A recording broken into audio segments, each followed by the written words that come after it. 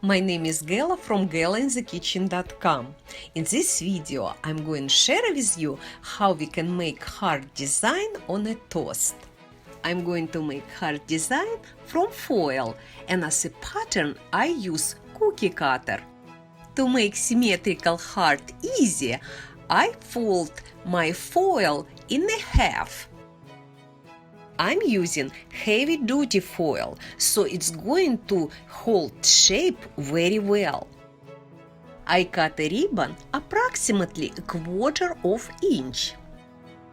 My heart is almost ready, I just need unfold it.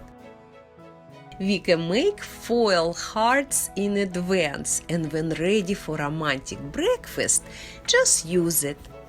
Thank you so much for watching my video, and please remember to subscribe to my channel so you don't miss my new videos.